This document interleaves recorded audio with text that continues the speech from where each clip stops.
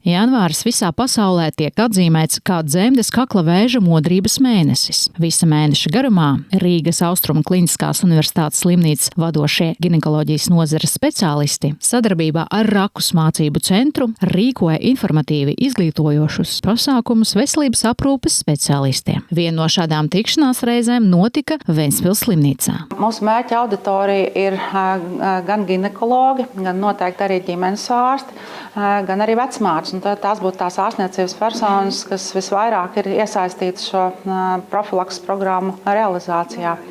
Jo bērnu vakcinācija skolā patiesībā iet caur ģimenes ārstiem. Tas nozīmē, ka ģimenes ārstu zināšanas, paskaidrošanas spējas ir ļoti, ļoti svarīgas. Un tāpēc mēs esam Ventspilī, lai runātu par bažām, kādas ir ārstniecības personām un skaidrotu visus tos pareizos ieteikumus, lai varētu iedzīvotājiem paskaidrot patiešām. Ginekologi ir tikai maza daļa no šīs iespējamās dzemdes kakla vēža novēršanas, visas lielās buķetes. Liela nozīme arī ģimenes ārstiem, pie kuriem sievietes nāk visbiežāk.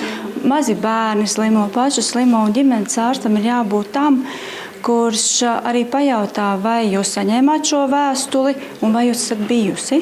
Jo šī viena izmeklēšana var glābt dzīvību un arī dzīves kvalitāti. Ventspils slimnīcas dzemdību un ginekoloģijas bloku vadītājs Sergejs Tarasovs iepazīstināja ar datiem par saslimstību ar dzemdes kakla vēzi gan pilsētā, gan novadā, salīdzinot tos ar valsts vidējiem rādītājiem. Kopumā viņa ir, salīdzinot ar Latviju, diezgan bēdīga.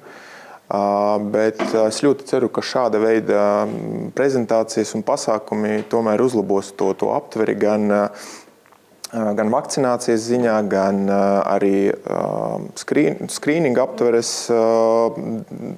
ziņā.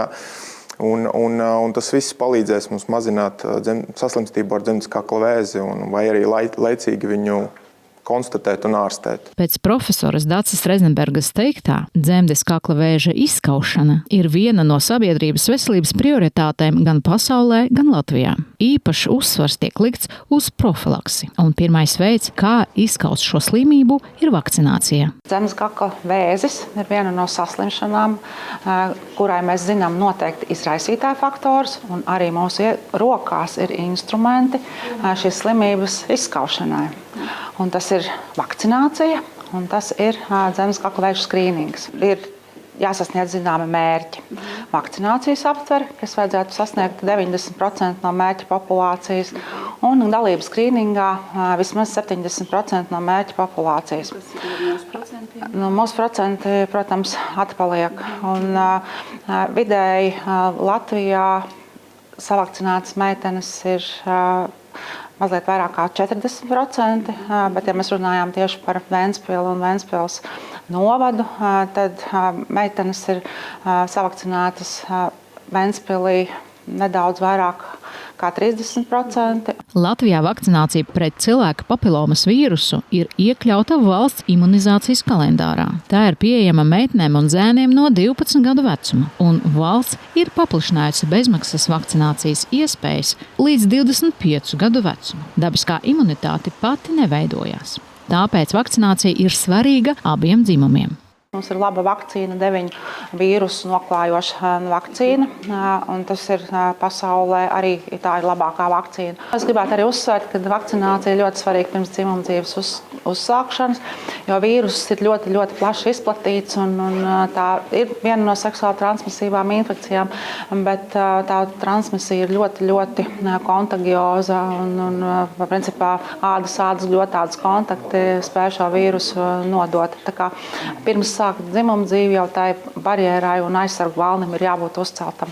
Otrs dzemdes kakla vēža profilakses virziens ir regulārs skrīnings valsts programmas ietveros, kas paredz bezmaksas pārbaudi reizi 3 gados sievietēm noteiktā vecumā. Tomēr arī šo iespēju sievietes neizmanto pietiekami aktīvi. Savukārt izmaiņu gadījumā skrīninga rezultātos īpaši svarīga ir precīza un saulaicīga rīcība. Jebkurā gadījumā, ja mums jau ir jāķerās klāt onkologu artilērijai, tā vienmēr būs savā ziņā jau zaudēta cīņa, jo ir lieli zaudējumi sievietei. Tās operācijas, ja mēs nonākam līdz operācijai, ir garas, plašas, ar daudz sekām. Un ja mēs runājam par 21. gadsimtu, tad uzsvars ir uz dzīves kvalitāti.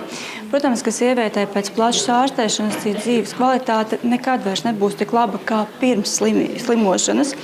Līdz ar to ir svarīgi atklāt vēzi agrīni, ja viņš ir piemeties, vai vislabāk vispār viņu neatklāt, atklāt šo priekšvēža saslimšanu. Ir jāizmanto šī vēstule, jo tā vēstule ir kā atgādinājums, ka ir jāaiziet. Un nav tā, ka vēstule atnāk un mums momentāli viņa ir jāizmanto. Pat ja viņa ir pirms gada atnākusi, ņemam līdzi.